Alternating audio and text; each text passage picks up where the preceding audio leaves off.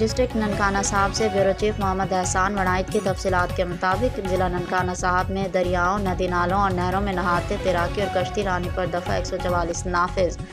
ضلع انتظامیہ ننکانہ صاحب نے عوامی جان و مال کے تحفظ اور ممکنہ حادثات کی روک تھام کے پیش نظر ضلع کی ریونیو حدود میں دریاؤں، ندی نالوں اور نہروں میں نہانے پر آئندہ 30 روز کے لیے دفعہ 144 نافذ کر دی ہے۔ جاری کردہ نوٹیفکیشن کے مطابق ضلع بھر کے ریونیو حدود میں ہر قسم کی تیراکی اور کشتی رانی پر بھی پابندی عائد ہوگی۔ ضلع انتظامیہ کا کہنا ہے کہ یہ اقدام انسانی جانوں کے تحفظ اور مون سون کے دوران آبی گزرگاہوں میں بڑھتے ہوئے خطرات کے پیش نظر اٹھایا گیا ہے۔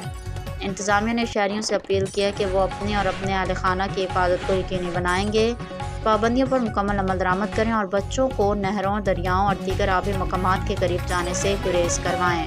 ترجمان ضلع انتظامیہ نے واضح کیا کہ دفعہ 144 کی خلاف ورزی کرنے والوں کے خلاف قانون کے مطابق سخت کارروائی عمل میں لائی جائے گی۔